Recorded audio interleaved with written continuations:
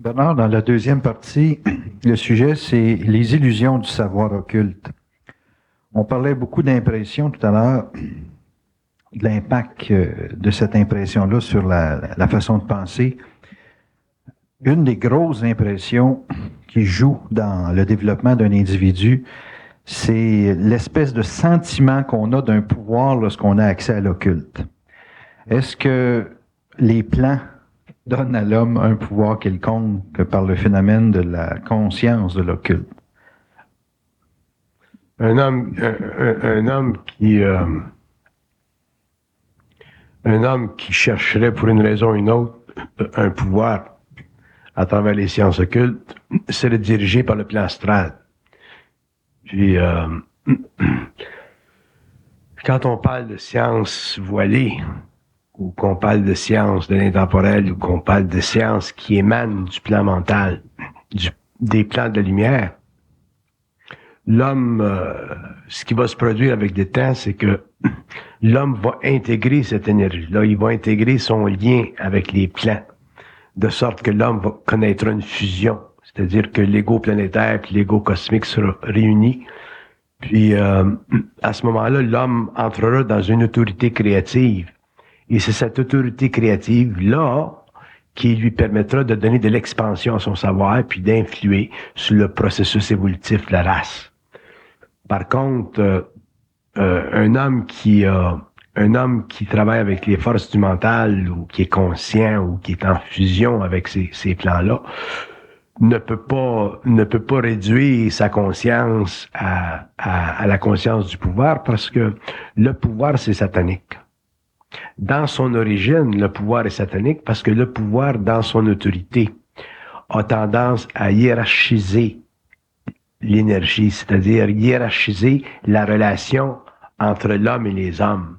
Alors que dans la lumière, la relation entre les hommes est basée sur la transparence de l'ego. C'est-à-dire que la lumière a tendance naturelle, puisqu'elle est évolutive, à permettre à des égaux, à travers leur transparence, de coexister créativement ensemble, de sorte qu'ils ne se forment pas de hiérarchie vibratoire par rapport à cette énergie-là. Un homme qui est conscient a un ego transparent. Il n'y a pas un ego qui domine, il n'y a pas un ego qui impose, il n'y a pas un ego qui cherche à rayonner sur un territoire quelconque. Il est totalement en vibration. Donc, la différence entre la recherche du pouvoir occulte, qui fait partie des anciennes écoles initiatiques de la Terre, des écoles initiatiques profanes, comme des écoles initiatiques spirituelles, et la conscience nouvelle de l'homme, c'est que dans l'évolution ou au cours de l'évolution future, lorsque l'homme sera en conscience vibratoire, cette conscience-là deviendra de plus en plus prépersonnelle. Donc, sur le plan de l'individualité, sur le plan de l'ego planétaire, c'est la conscience qui dominera l'homme et non pas l'homme qui dominera les impressions de la conscience. Mm-hmm. Donc, un homme qui recherche les pouvoirs, que ce soit des pouvoirs spirituels ou que ce soit des pouvoirs occultes, à travers la connaissance, il vit une initiation astrale, et ces pouvoirs-là sont totalement factices, dans le sens que ils sont subordonnés à des lois qui, ultimement, s'effondrent devant la lumière. Mm-hmm. On peut donner un exemple que tout le monde peut comprendre. Si on regarde le mouvement nazi en Allemagne, qui était fondamentalement un mouvement politique basé sur des données occultes, ce mouvement-là s'est effondré devant la lumière de l'Ouest, qui était représentée par les Américains. Mm-hmm. C'était la même chose avec la Russie. La Russie s'est effondrée dans son opposition avec la lumière, qui est très, très concentré dans le mental architectural de la conscience américaine, et ainsi de suite. Donc, si on regarde le mal, ou si on regarde les forces sataniques ou les forces arimaniennes, où les forces involutives descendantes sur la Terre, puisque la Terre a une conscience expérimentale, on voit que le mal n'existe que parce que l'homme est ignorant. Donc, si l'homme recherche des pouvoirs occultes, ça fait partie aussi de son ignorance. Puis dans cette recherche du pouvoir occulte, il se découvrira, il se manifestera avec le temps ou dans le temps de son expérience un certain mal, dans le sens que il cherchera à dominer les gens, il cherchera à faire des voyages astraux pour essayer d'influencer l'homme sur le plan astral, il cherchera à créer de la crainte dans l'homme, ce qui fait partie de la nature intrinsèquement évolutive du pouvoir. Mm-hmm. Alors que dans l'évolution de la conscience, dans la mesure où l'homme viendra en contact télépathique avec cette partie de lui-même qui, pour le moment, on appelle l'ego universel, le pouvoir sera simplement l'expression de sa conscience vibratoire. C'est important de comprendre ça. La conscience vibratoire est en quoi? La conscience vibratoire, c'est un taux de pulsion du rayon qui unit l'ego planétaire à l'ego universel. Et quand l'homme est dans une conscience vibratoire, s'il s'exécute sur le plan matériel et que à l'observateur ça devient un pouvoir, ça fait simplement partie des lois d'impression créées dans le mental de l'observateur. Ce qui fait partie encore de sa capacité d'être fasciné par des choses dont il ne connaît pas les mécaniques, l'origine, les lois ou la fondamentalité. Donc, pour répondre à votre question, la recherche du pouvoir dans sa forme la plus profane a créé sur la Terre ce qu'on sait, et dans sa forme la plus occultée, créera sur la Terre les mêmes immondices, dans le sens que l'homme ne peut pas utiliser la lumière mentale pour son plaisir égocentrique ou pour le plaisir ou le bénéfice de son ego planétaire. L'homme peut le faire au niveau de la lumière astrale. Pourquoi? Parce que la lumière astrale fait vibrer l'âme. La recherche du pouvoir, ça fait partie de la vibration de l'âme. Un homme dont le périsprit autour de l'âme a été éliminé par transmutation. Donc, un homme qui vit l'âme à un niveau extrêmement nucléaire ne peut même plus bénéficier d'une mémoire planétaire. Il a une mémoire universelle. Et à partir du moment où il a une mémoire universelle, sa conscience est en vibration. Tandis que chez l'homme inconscient, sa conscience n'est pas en vibration. Sa conscience est simplement l'expression de toute cette énergie périphérique au centre de l'âme. Et cette énergie-là fait partie de ses mémoires, ça fait partie de ses incarnations, fait partie de son passé. Et un jour, lorsque l'homme entrera dans une conscience évolutive, toute cette énergie-là qui est périphérique au centre même de l'âme, donc de sa mémoire, parce que l'âme, c'est une mémoire. Et même si on regarde l'âme sur le plan, à partir du plan mental, on s'aperçoit que l'âme, c'est un cristal d'énergie. Mais lorsque l'homme est très, très conscient, ce cristal d'énergie-là n'a plus de failles. Alors que l'homme, quand il est inconscient, le cristal d'énergie a des failles, et ces failles-là sont maintenues par son périsprit, qui est la mémoire de sa race, qui est l'accumulation des impressions qui ont été amenées à sa conscience à travers ses expériences sur une planète ou sur une autre. Donc, dans la mesure où l'homme entre en contact avec les lois du mental, ou avec la science du mental, ou avec la lumière du mental, ou avec les sciences que l'homme découvrira au cours de l'évolution, il s'apercevra que la recherche du pouvoir diminuera parce qu'un homme qui est conscient n'a plus d'ambition. Mm-hmm. Le pouvoir est toujours lié à l'ambition. L'ambition, ça fait partie de la caractéristique fondamentale de la dynamique motivante de l'âme. Mm-hmm. Alors qu'un homme qui est en fusion d'esprit au niveau de l'âme, un homme dont l'ego planétaire et l'ego universel sont unis, il n'y a pas d'ambition. Parce que l'ambition, c'est la marque d'une faiblesse voilée. Avoir de l'ambition, c'est un besoin de remplir un vide. Sur le plan évolutif planétaire, on conçoit l'ambition comme étant utile, parce que l'ambition, puisque l'homme n'est pas dans sa conscience créatrice, donc il n'a pas une conscience vibrante, Donc, l'homme n'est pas créatif. Donc, il n'a pas son pouvoir naturel de s'allumer à volonté. Donc, il est obligé de se créer des mécanismes alternatifs dont l'ambition fait partie. Et cette ambition-là fait partie des pulsions de l'âme. Donc, quand tu parles d'ambition, tu parles d'âme. Que l'ambition t'amène à être président d'un pays, que l'ambition t'amène à être un médecin, que l'ambition t'amène à être un grand professeur ou un grand homme d'affaires. L'ambition, ça fait partie de l'âme. Une fois que l'âme est transmutée, l'ambition s'éteint. Pourquoi est-ce qu'elle s'éteint? Parce que le vide n'existe plus dans la conscience humaine. Pourquoi est-ce qu'il n'existe plus? Parce que la lumière de l'âme, le contact avec l'ego universel, devient tellement étroit que l'homme, instantanément, a accès à sa conscience vibratoire. Et c'est sa conscience vibratoire qui donne le ton à son exécution matérielle, qui donne le ton à sa parole par invitation, qui donne le ton à son action par le processus de continuité de sa conscience vibratoire à travers un mental allumé. Donc l'homme a plus besoin d'ambition. Pourquoi? Parce que la présence est là. La présence est établie. La raison que l'homme a de l'ambition, puis la raison pour laquelle on donne beaucoup de valeur psychologique à l'ambition sur la Terre, c'est parce que l'homme n'a pas de présence en lui. Si l'homme avait de la présence en lui, l'ambition serait éteinte. C'est la présence qui manque. Bon, la présence, c'est ce que j'appelle de la conscience. L'actualisation de la présence, c'est ce que j'appelle la conscience vibratoire.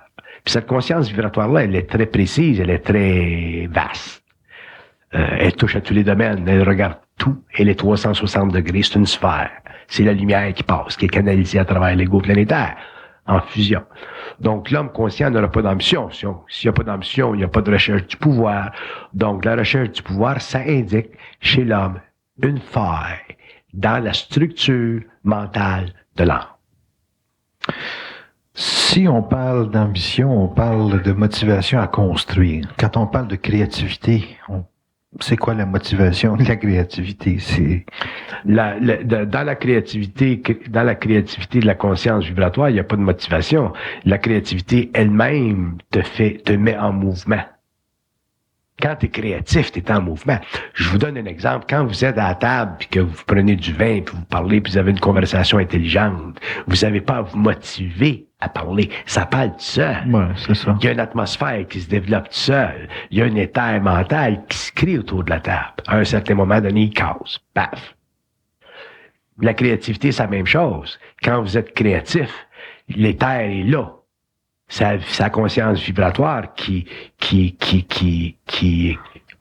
donne son propre rythme à l'actualisation de l'ego. Mm-hmm. Fait que l'ego n'a pas besoin de se supporter par des mécanismes psychologiques dont l'ambition en est un pour perpétuer une résonance, puisque cette résonance-là, qui est la manifestation de sa conscience vibratoire, elle se meut, elle se déplace, elle se place, elle s'actualise tant qu'elle n'a pas fini. Puis quand c'est fini, c'est fini. Mm-hmm. Ça fait partie des... Je vous ferai un scénario, là, puis vous me direz si c'est de la créativité. Vous avez 4-5 personnes qui sont à une table, et puis à un moment donné, une personne dit, bon ben, je vais faire telle chose, puis je vais travailler dans tel secteur.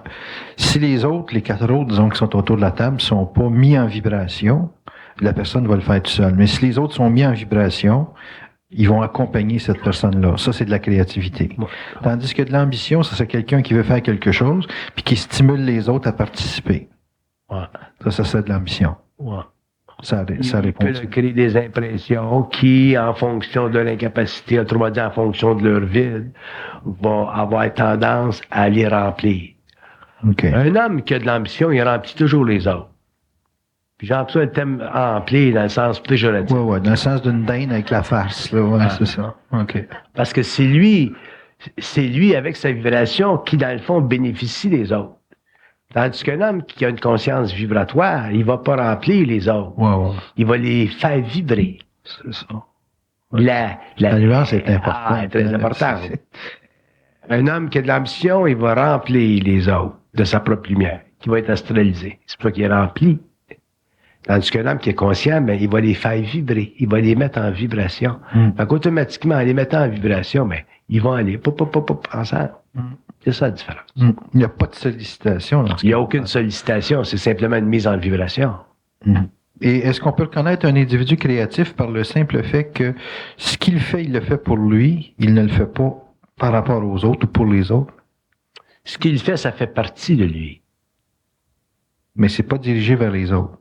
C'est une des tricks, comme on dit, de l'ambition, c'est de toujours donner l'impression qu'il y a une grande générosité vers l'extérieur. Les politiciens, ils font quelque chose pour le peuple. C'est toujours pour le peuple. C'est jamais pour eux autres. On dirait que les autres, c'est des victimes, là, ils saignent les veines là, pour le peuple. Si les politiciens feraient réellement des choses pour le peuple, les politiciens seraient beaucoup plus intelligents. Mais où est-ce qu'ils seraient créatifs à ce moment-là? Mais à ce moment-là, en étant plus intelligents, ils seraient obligés de supporter leurs décisions créatives, puis risquer de ne pas être élus. Ouais. Tu sais, si vous regardez l'histoire des grands politiciens, ils ont toujours fait des choses avec lesquelles tout le monde n'était pas nécessairement d'accord. Mm-hmm. Parce que tu peux pas t'attendre nécessairement à ce que le peuple voit ce qu'un politicien peut connaître, parce que c'est eux autres qui ont les ficelles, qui ont l'information. Mm-hmm. Donc, un politicien, regardez tous les débats politiques d'un chambre, vous allez voir que aussitôt qu'il s'agit de faire quelque chose d'intelligent, ça devient difficile de le faire. Mais si le politicien disait, bon, ben, moi, je fais ça, là, puis si vous me suivez pas, si vous m'aidez pas à le faire, je lâche. Mm-hmm. Ils sont pas assez intelligents pour faire ça, parce que ils ont trop de recherche du pouvoir. Mm-hmm. Mais un bon politicien, là, parce que le peuple, il est intuitif, il est sensible. Puis si le peuple dirait, bon, mais si le gars, il est capable de mettre his political life on the line, le monde le suivrait. Mais c'est pas ça quand. Là, ils vont les pôles d'opinion publique. Là, tu tombes dans toute la polarisation du processus créatif, du processus politique. Puis il se passe rien. Mm-hmm. Mais où est-ce que, je reviens quand même à l'affaire de l'ambition puis de la créativité, où est-ce que ce politicien-là qui ferait quelque chose le ferait pour lui, créativement? Pas pour lui dans le sens d'un jeu, là, mais qui serait mis en vibration pour le faire et que ça serait pas quelque chose où il solliciterait. Tu sais, vous avez dit si vous on n'est pas rendu à un point encore sur la Terre où des politiciens peuvent être mis en vibration pour faire des choses qui sont pas pour eux, des choses qui passent à travers eux. Ça se fait à un certain niveau. Ça s'est fait dans des périodes un petit peu plus naïves. Ça se fait moins aujourd'hui parce que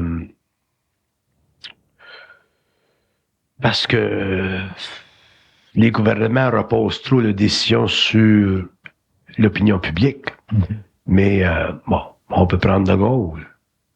De Gaulle a pris des décisions par rapport à l'Algérie, par exemple. Il les a pris tout seul. Mais De Gaulle il était président d'un grand pays, la France. Historiquement, c'est un grand pays. C'est supposé d'être une lumière dans le monde, ainsi de suite. Donc, les présidents, un président français a beaucoup de stature. En tout cas, De Gaulle avait beaucoup de stature. Donc, ça devenait plus facile pour lui de prendre des décisions au nom de la France. Mm-hmm. Regarde la décision qu'il a prise au niveau de la force atomique française, même si ça a été critiqué dans le monde. Il a pris une décision au nom de la France. Ça fait que, mais nous autres, on est un petit pays. On est un pays qui n'a pas beaucoup d'identité. On cherche l'identité, nous autres, en étant fins. Bon, ben là, on va inviter tout le monde. Ça vient de là, ça vient de là, ça vient de là, ça vient de là. Il y a quelqu'un qui me dit cette semaine, moi je connais un homme extrêmement intelligent, un type qui est né en France, mais qui vit au Québec. Un homme, quand tu dis il y a des hommes merveilleux dans le monde, mais ça en est un. Puis quand il est venu au Canada, qui a passé à la douane, ils ont voulu le refuser. Ils ont même dit, tu vas venir au Canada, puis tu vas être sur l'assurance chômage. Alors que ils ont dit bon ben on est mieux parce qu'il y a eu une conversation entre lui puis le douanier puis il était plus intéressé à faire venir des gens de là puis de là puis de là parce que je peux pas dire des mots là de là puis de là puis de là. Mm-hmm. Ça fait que c'est pas brillant l'affaire, tu sais c'est pas brillant. On n'est pas brillant. C'est pas brillant. On va reformuler ma question. Dans quel registre de la société que les gens peuvent être créatifs? Dans le sens de vibrer à une vibration, de pas vivre d'ambition et de se projeter dans un milieu quelconque, là, sans que ça ait des conséquences sur une collectivité, ou en d'autres termes, sans qu'ils aient l'impression qu'ils doivent quelque chose à une collectivité. Parce que vous appliquez beaucoup le phénomène d'évolution comme étant un processus individuel. Puis quand on pense individuel, on a toujours l'impression que ça n'a pas de rayonnement sur une collectivité, que ça a un rayonnement, disons, plus limité dans sa forme. Donc, c'est dans quel registre de la société qu'un individu peut être créatif, individuel, et évidemment sans ambition, dans le sens de ne pas chercher à ce que la collectivité le supporte?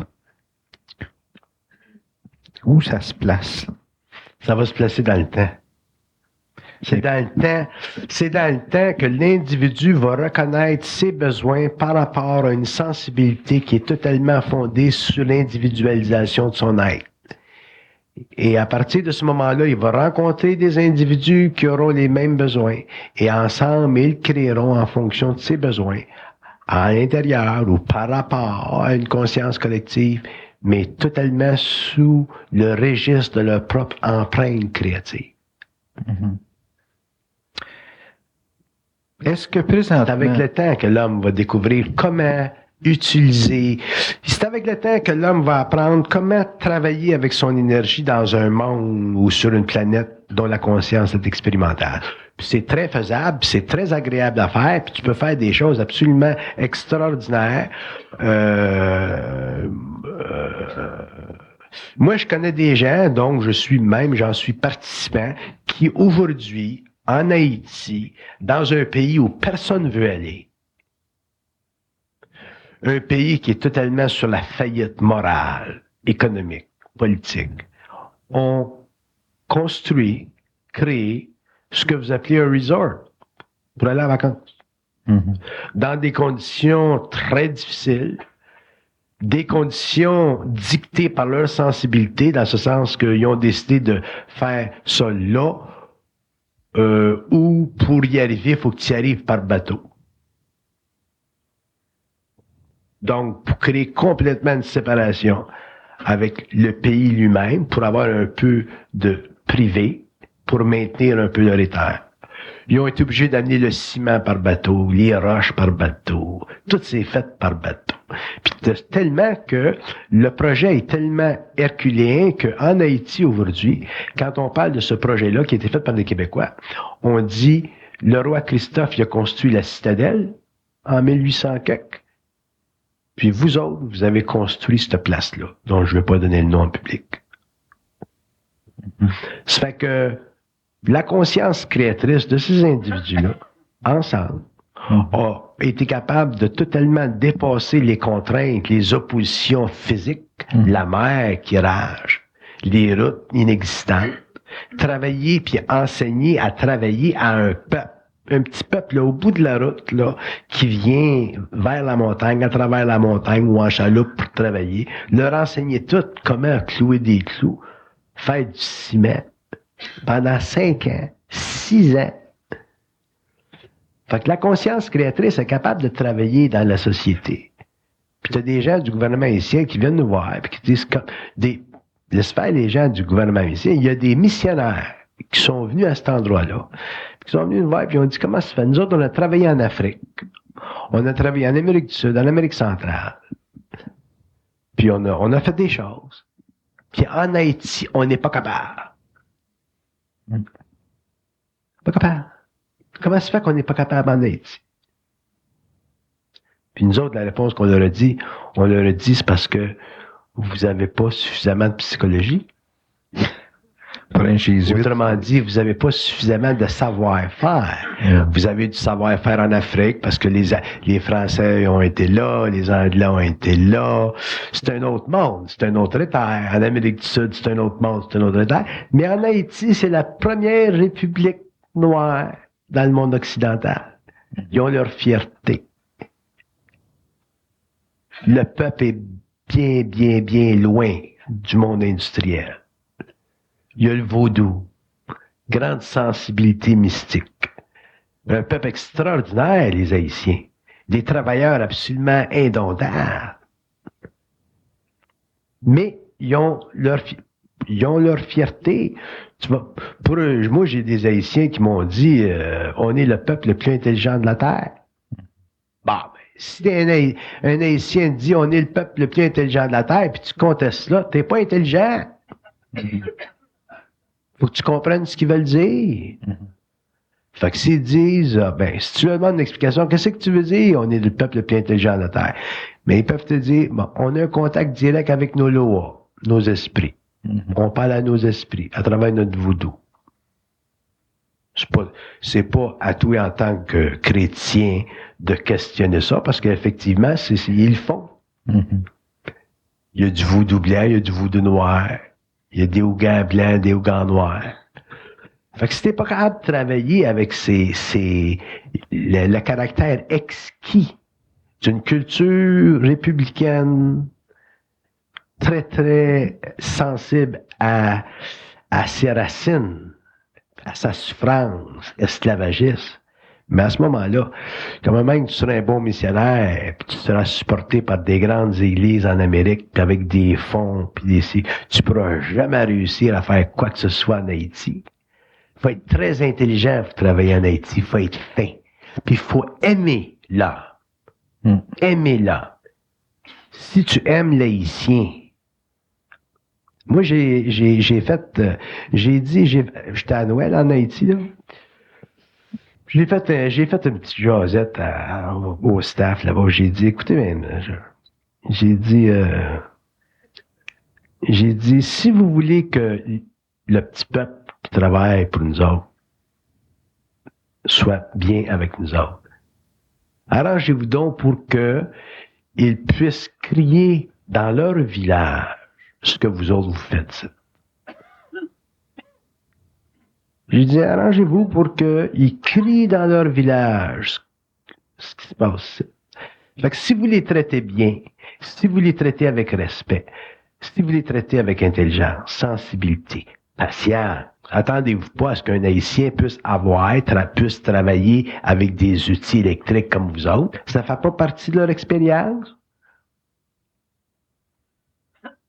Ils n'ont pas le même mental. S'ils cassent quelque chose, pour eux autres, ils vont dire, si Dieu voulait. Pas faute de moi. Chris, c'est pas faute de moi, c'est pas faute de moi. Comment tu t'obstines à dire, c'est faute de toi? T'es fait à l'as, c'est pas faute de moi. Ça fait partie de leur mental, c'est pas faute de moi. Puis dans le fond, ils ont raison, Chris, parce que l'autre base, ça fait toujours partie de l'astral. Fait qu'ils sont plus intelligents que nous autres, Chris. Parce que nous autres, on pense que c'est faute de moi. Fait qu'on se crée des complexes d'infériorité, puis eux autres, ils n'ont pas. Ils ont un complexe de supériorité dans leur infériorité. Fait comment est-ce que tu veux que des missionnaires comprennent ça? On a des gens de la bourgeoisie haïtienne sont venus nous voir et ont dit comment est-ce que vous avez fait? Parce que c'est beau là-bas ce qu'on a fait. C'est moderne, c'est du québécois tout chier, excusez l'expression. Tu sais comment est-ce qu'on est propre, nous autres?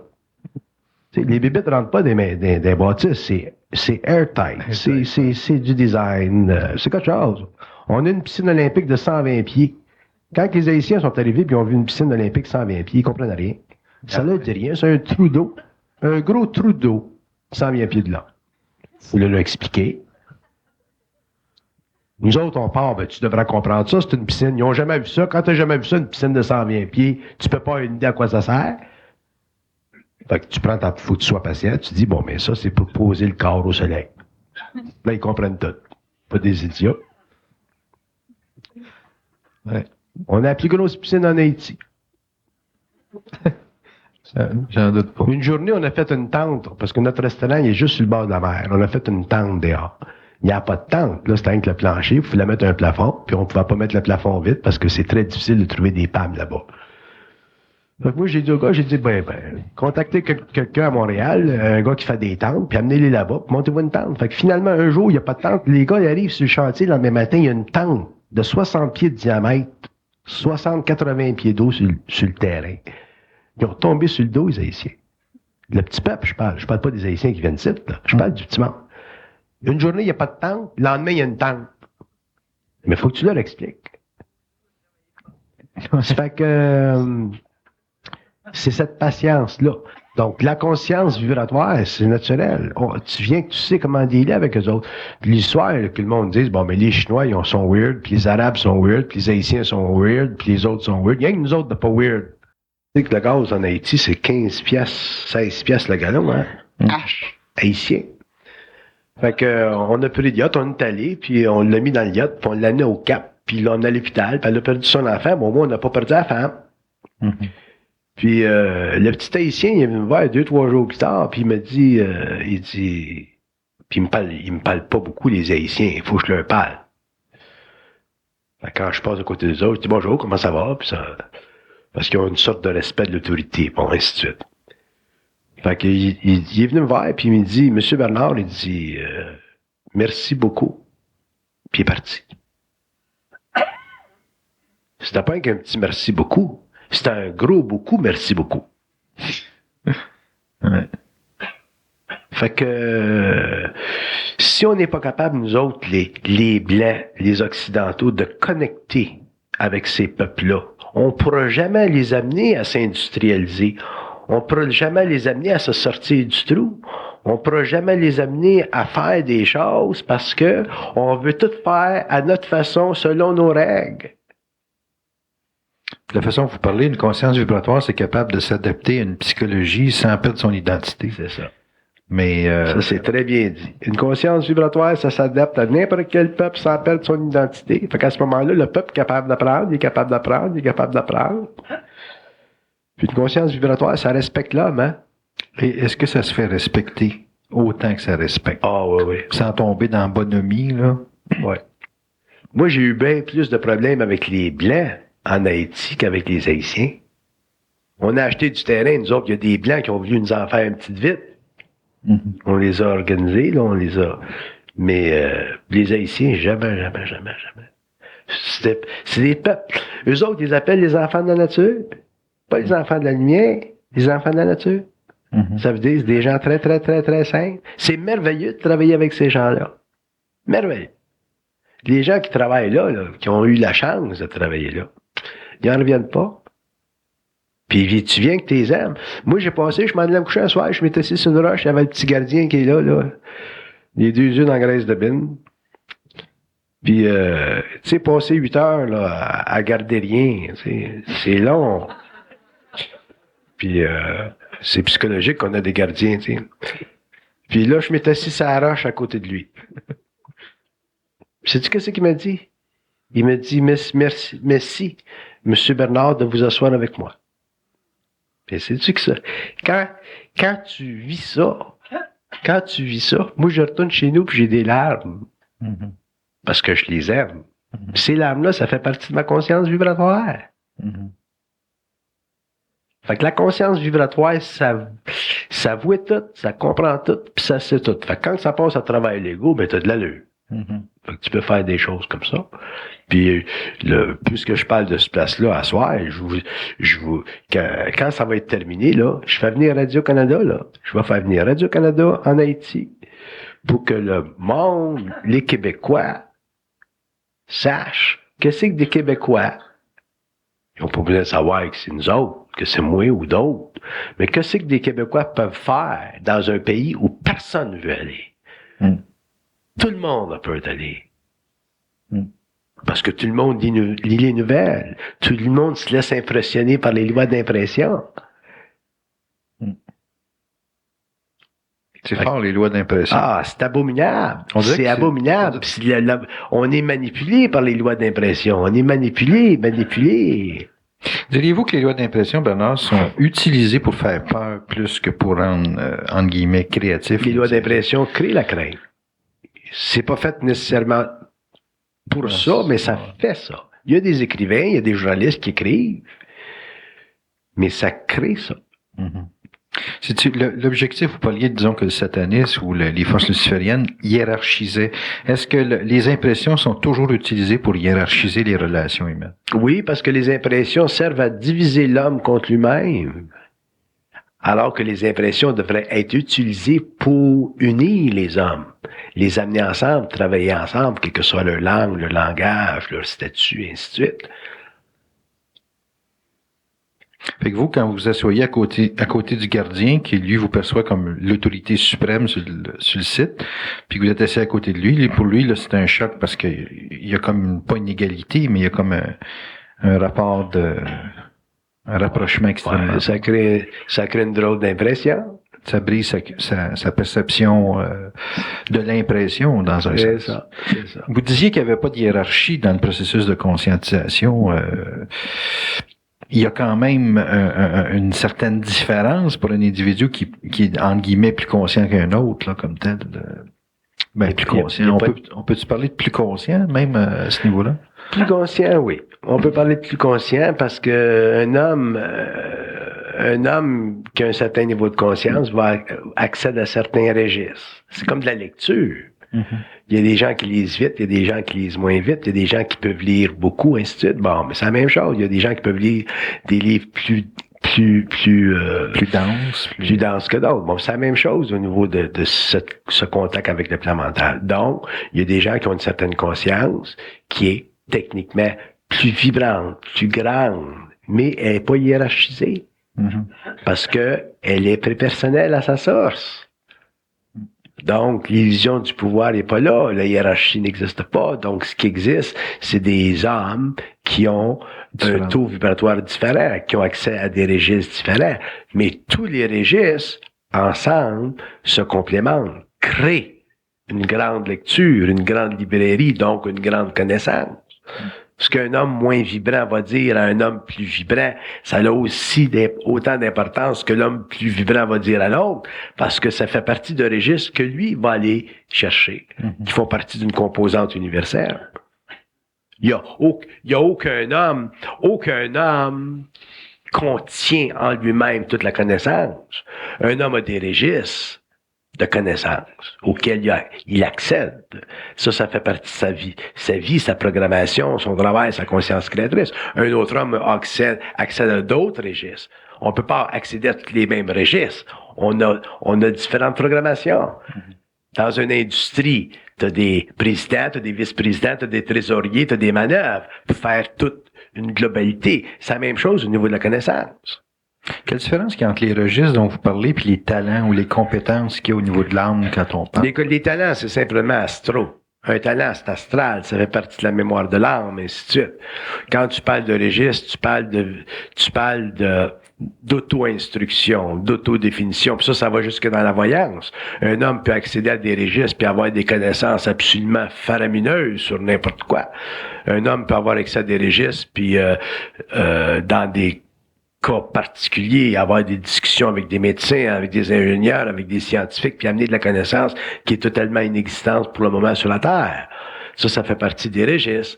Mais ça fait partie de la transparence de l'ego, ça fait partie de la fusion, ça fait partie de la conscience supramentale sur la Terre, qui se développe aujourd'hui puis qui se développera à l'avenir. Donc, ça transcende le côté purement intellectuel de la connaissance pour entrer dans des plans extrêmement subtils, des connaissances occultes, qui un jour ne seront plus occultes. Ces connaissances-là descendront, feront partie de la vie planétaire. À ce moment-là, on aura des sciences sur la Terre qui n'existent pas aujourd'hui, et ainsi de suite. Parce que ce seront des sciences qui ne seront pas basées sur la méthodologie scientifique du 20e siècle ou du 19e siècle. Vous dites que les registres, c'est de l'autodéfinition. Ça veut dire qu'un individu qui n'irait pas à l'école, là, dans le sens que nous autres on l'entend aujourd'hui, pourrait, dans le simple fait de se faire mettre en vibration par sa source, s'autodéfinir par un nombre X d'années, puis développer les compétences, les talents nécessaires pour... Regardez Rudolf Steiner. Il n'a pas été... Rudolf Steiner, c'est un homme qui est très éduqué, c'est un Autrichien, mais le travail qu'il a fait au niveau de sa vie, ça faisait toute partie de son accès au registre. Toutes les études qu'il a faites sur la chrétienté, l'ésotérisme chrétien, le corps physique, la maladie, l'architecture. Il a écrit énormément. C'est un des hommes les plus brillants du 20e siècle, Rudolf Steiner. Son œuvre a été spiritualisée, mais lui, en tant qu'homme, c'est un homme absolument extraordinaire. Donc, ça fait partie de ces registres-là. Puis c'est possible pour l'homme d'être capable de concilier ces registres-là qui sont finalement psychiques avec une mémoire d'âme qui peut être intellectualisée? Oui, parce que ça permet à ce moment-là de codifier la connaissance occulte. Quand vous allez sur les plans, bon, je vous donne un exemple. Si on prend l'acupuncture, tous les méridiens du corps physique, c'est pas des choses que tu peux voir. Tu vois pas les méridiens, tu sais, quand tu te regardes une cuisse. Fait que ça fait partie des sciences occultes, ça fait partie des voyages astraux de l'homme dans le passé. Donc, des hommes, dans des états de grande méditation, pouvaient aller sur les plans, regarder le corps physique dans sa luminosité, regarder son aura, puis voir les méridiens, puis ensuite redescendre sur le plan matériel, puis faire de la géographie du corps matériel. C'est comme ça qu'on a accédé à l'acupuncture. Bon, mais c'est la même chose pour d'autres sciences. Fait qu'un homme comme Steiner qui va étudier le corps spirituel de l'homme, il va aller chercher des connaissances scientifiques, mais d'un autre ordre, qui puise dans l'invisible, mais qui redonnait à l'homme à travers un codex, c'est-à-dire à travers une symbologie psychologique donc un mode verbal comme on a, bien organisé, crée des œuvres absolument extraordinaires pour la postérité. Est-ce qu'un individu comme ça cherche à créer une œuvre ou s'il vient au monde avec un mandat d'en faire un? Ça fait partie de sa mission, ça fait partie de sa fonction. Ça fait partie de sa mission. OK. Est-ce que dans toute la vie des êtres humains, on est plusieurs dans cette salle, est-ce qu'on a toutes un peu une fonction qu'on doit auto-définir, comme vous dites? Ça fait partie de l'évolution. Tous les arbres, toutes les arbres ont une fonction éventuelle qui transcende l'historicité de l'expérience.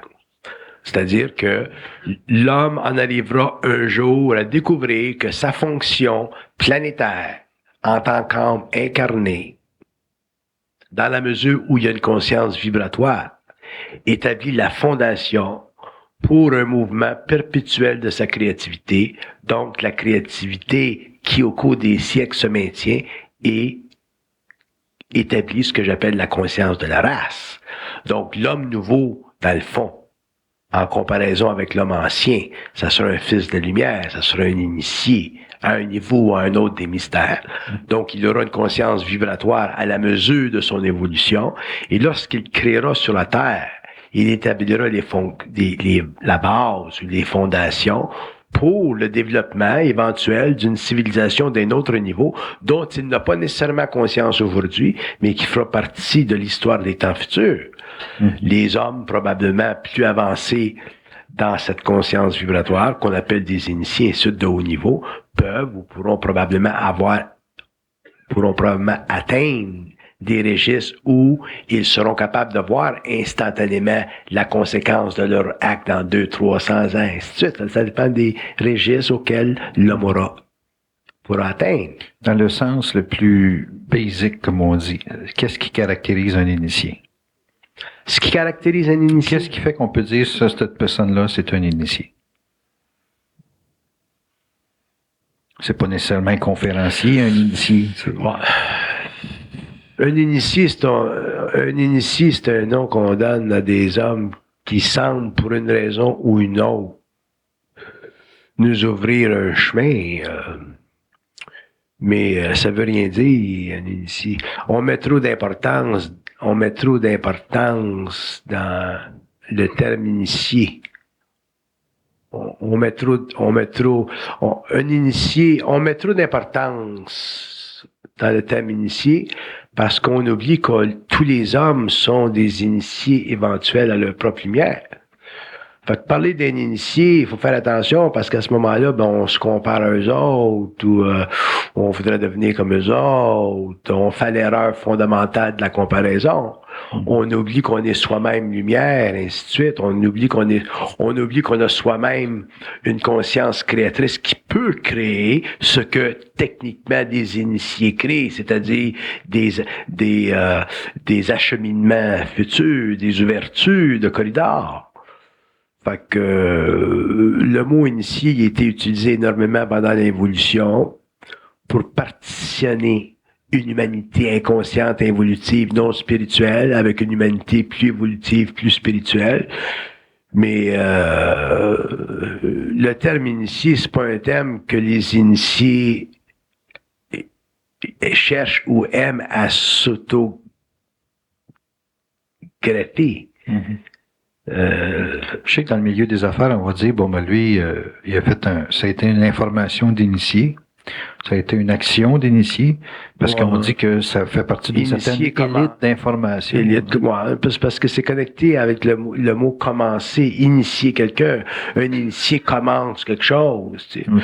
Fait que c'est un mot qui a plusieurs niveaux de définition. Il y a des initiés dans les affaires, il y a des initiés de la finance, il y a des initiés de l'occulte, il y a des initiés du mental, il y a des avatars tellement...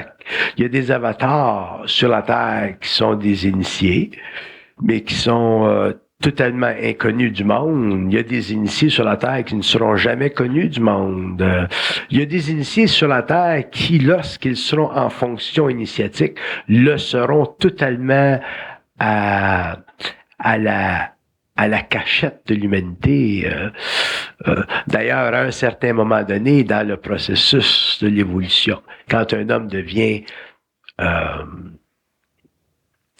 quand un homme joue un rôle d'initié sur une planète, à un certain moment donné, il faut qu'il s'efface. Il faut qu'il s'efface dans le sens que ce qu'il fait ou ce qu'il doit faire, qui est important, et ainsi de suite, ça doit être caché à la vue des hommes parce que c'est pas compréhensible. Mm-hmm. Est-ce que vous diriez qu'une des marques des initiés, c'est l'anonymat? Oui. Ça, c'est probablement la plus belle. Il y a des... On a Puis la déjà plus eu... importante aussi. Ouais. On a déjà eu des discussions à un moment donné, puis il y a des gens qui disaient est-ce que les femmes peuvent être initiées au même titre que les hommes? Parce qu'on a souvent vu dans le passé, on parlait d'initiés, mais c'était toujours des hommes. Et puis des questions qui m'ont déjà été posées. Est-ce que des femmes peuvent être initiées? Vous voyez, vous dites peuvent être initiées. C'est comme si C'est la question qui est posée, là. Il y a des femmes... Moi, je connais des femmes aujourd'hui conscientes qui sont des initiés. Ça fait partie des fils de la lumière comme des filles de la lumière. Ça fait partie des êtres qui ont contact avec ces plans-là. Ce sont des initiés. Il y a des femmes initiées sur la Terre, puis il y a des hommes initiés sur la Terre. Par contre, les femmes initiées ont moins tendance, à cause de leur programmation, d'être actives dans le public comme des hommes initiés. Probablement parce que ce serait too much. Mm-hmm. Pourquoi too much? Too much dans le sens qu'on leur donnera pas le crédit parce que les hommes sont machos puis les femmes sont jalouses des femmes. T'sais. C'est pas facile pour une femme de reconnaître le statut universel d'une autre femme. Mm-hmm. Les femmes sont pas bien généreuses entre eux autres. Mm-hmm. Un homme, on l'accepte plus parce que historiquement, c'est l'homme qui est un constructeur, c'est l'homme qui bâtit. On a toujours parlé des initiés mâles. Mm-hmm. Mais dans l'évolution future de la race humaine, il y aura des femmes qui seront définitivement des initiés, puis des hommes qui seront définitivement des initiés. Puis là-dedans, tu auras différents niveaux d'initiés. Autrement dit, tu auras différents niveaux de conscience vibratoire. Ceux qui seront réellement bien avancés là-dedans seront très anonymes dans leurs activités, dans leur acte, dans leur travail. Parce qu'il vient un point, ça n'a plus d'allure. Il vient un point où ça n'a plus d'allure ce que tu sais par rapport à la temporalité de ce qui existe. Mm-hmm. Ouais, je peux comprendre. Expliquer ce que l'humanité, ce que le Québec va avoir l'air dans 300-400 ans, dans 500 ans, dans 1000 ans. Mm-hmm. C'est un petit peu too much pour l'ego. C'est too much pour la presse, en tout cas. Too much pour la presse. Ouais. Mais si tu le regardes des plans, mais là, à ce moment-là, là, c'est plus clair, c'est plus net. Puis les mots sont pas capables de traduire la vibration. Ça, c'est une autre affaire. Mm-hmm. Le mot, c'est un mensonge nécessaire. Mm. D'ailleurs, l'homme découvrira un jour que dans le contact entre l'ego planétaire et l'ego universel, il y a deux niveaux de communication. Il y a un niveau au niveau du mot, ce que vous appelez vous autres la pensée ou la parole ou la télépathie, puis il y a un autre niveau qui est totalement vibratoire. Fait que s'ils veulent te dire quelque chose qui est pas disable, ils te l'envoient par vibration, tu comprends tout, mais tu peux pas le dire. S'ils veulent te dire quelque chose qui est disable, ils te l'envoient à travers les mots, tu peux le dire, mais ça veut pas dire ce qu'ils disent. C'est vrai? Ben, ça passe. Et ça, c'est pour protéger l'homme, c'est pour protéger la connaissance, c'est pour pas créer de choc trop vite. Des fois, ma femme, elle me dit, qu'est-ce que tu penses? Ben, c'est que je pense pas, là, mais elle m'a dit, qu'est-ce que tu penses? Je dis, je regarde. Bon, ben, si elle me demande, elle dit, qu'est-ce que tu regardes? Là, je suis obligé de dire, je sais pas. Je le sais par vibration, mais je peux pas le descendre dans des mots. Ça veut dire ça que ça, ce matériel-là, je peux pas le rendre public. Le rendre public, ça veut dire en parler à ma femme, parce que je peux en parler à ma femme, je peux en parler à n'importe qui. Fait que ça reste là. Fait que ça, c'est un registre qui est difficilement décodable. Fait que ça, c'est entre toi et eux autres, ça. Fait que dépendant de ton registre, puis dépendant de ta fusion, puis dépendant avec qui tu es en contact, parce qu'on est en contact avec différentes intelligences. Mhm.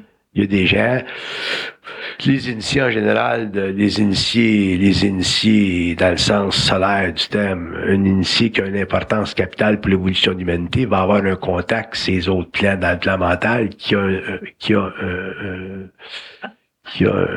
un statut très vaste. Bon. Fait qu'à ce moment-là, l'information auquel l'initié va avoir accès est très vaste dans sa correspondance planétaire, puis automatiquement, pour protéger l'humanité, pour protéger la connaissance, pour respecter les lois du temps. Bon, ben à ce moment-là, il va recevoir l'information par vibration, mais il ne pourra pas le recevoir par mot. Mhm. Mais il va comprendre, mais il ne pourra pas le parler. Pour que l'homme puisse parler, il faut que la vibration soit décodée dans son cerveau. Si elle est décodée, ça passe. C'est comme un fil téléphonique, ça. T'envoies un signal par téléphone d'ici à Sherbrooke. Dans le fil, c'est quand ça arrive à Sherbrooke que c'est décodé. Ça se décode. Mais l'information est toute dans le fil. Bon, ben, la conscience vibratoire est capable de piger l'information. C'est comme tu dirais, bon, ben, je t'envoie un message par fil, là, plug-toi n'importe où sur le fil, tu vas comprendre ce que je veux dire. Ouais.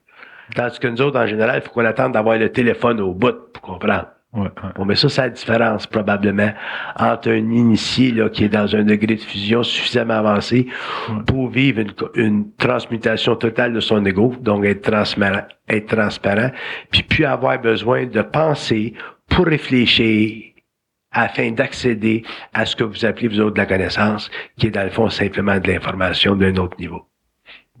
Est-ce que, pour faire une caricature peut-être, là, mais un initié pourrait mettre sa main sur un livre puis sentir la vibration du livre, alors que l'autre sera obligé de le lire au complet pour être capable de s'exprimer dessus? Non, ça marche pas de même. Un initié qui est obligé de mettre sa main sur un livre pour sentir la vibration du livre, ça peut être un initié, mais ça va être un initié d'ordre astral.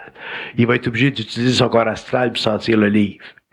Tandis qu'un initié, dans le sens mental du terme, il est jamais affecté dans ses corps subtils par les courants d'énergie de la matière. Un initié, ça ne sent rien au niveau de l'aura des hommes. Un initié du mental. Oui, je comprends. Un initié du mental, c'est pas médiumnique. Ça, c'est un bon point. Sans ça, ça serait abominable, la vie. Il n'est pas médiumnique, mais il peut lire l'avenir. Oui, mais il n'est pas médiumnique. Mm-hmm. Parce que quand tu es médiumnique, il y a des gens, par exemple, je rencontre des gens, puis ils voient l'aura, puis bon, tout ça. Bon, ben, quand tu vois l'aura, puis tu n'as pas une fusion, c'est correct. Ça peut servir à différentes choses, ça développe ton intuition, et ainsi de suite. Mais quand tu as une fusion, tu n'as plus besoin de voir l'aura. Quand tu as une fusion, c'est comme si tu étais d'un autre registre, ça serait une perte d'énergie énorme. Ça serait trop. C'est comme bon, comment je pourrais vous donner un exemple? On dit l'homme a de l'imagination. Vous autres, quand vous lisez des livres, vous êtes capable de lire vous avez un écran mental, là, vous êtes capable de suivre l'histoire de votre livre. Bon, ça c'est intéressant. Ou vous avez de l'imagination, vous êtes capable de vous imaginer des choses. Bon. Un initié du mental, dans le sens, là je suis obligé de prendre mon exemple, là, n'a pas d'écran mental. S'il faudrait que je voie ce que je sais, je ne pourrais pas vivre sur le plan matériel. Fait qu'à ce moment-là, si je veux bénéficier si je veux bénéficier dans la forme de ce que je sais, mais il y a du monde que je connais, ma femme, des gens, je peux parler à du monde, puis ils vont voir ce que je sais. Mm-hmm. Mais moi, personnellement, je peux pas voir ce que je sais. Mm-hmm. Parce que la vie, ma vie, ma vie serait totalement débalancée sur le plan physique. Déjà, la vie ici, pour moi, n'est pas tellement intéressante. C'est petit à terre. Les mystères de la Terre, pour moi, ils n'existent plus. La compréhension de la civilisation à tous ces niveaux, c'est clair et net. Donc, à ce moment-là, il me reste plus grand-chose. Pour avoir du fun, là, j'ai plus grand place pour avoir du fun. Mm-hmm. Fait que si je voyais trop ce que je sais, là, je n'aurais plus de fun. Mm-hmm. Fait qu'à ce moment-là, c'est une protection que j'ai appris au cours des années à accepter parce que j'acceptais pas ça au début. Mm-hmm. J'acceptais pas ça. Aujourd'hui, je l'ai accepté, puis ça a bien de l'allure que ça soit comme ça. Parce que ça serait une forme de pensée astrale. Ça serait une souffrance, probablement. Penser, pour moi, c'est une souffrance. Fait qu'imagine-toi, ajoute la télévision à ça. Tu comprends ce que je veux dire? Oui. Parce qu'au moins, là, je pense pas, j'ai pas de télévision, fait qu'il se passe pas grand-chose. J'ai une tête de poisson, tu sais, pis c'est truc. Pourquoi vous dites qu'une pensée, c'est une souffrance? Une pensée, c'est une souffrance dans la mesure où si elle n'est pas prépersonnelle. Moi, penser, là, ça veut dire parler, il faut qu'il me parle. S'il me parle, ça, à ce moment-là, c'est de la communication, ça de l'allure. Fait que s'il m'envoie une petite vite, je suis capable de répondre, de les envoyer chier.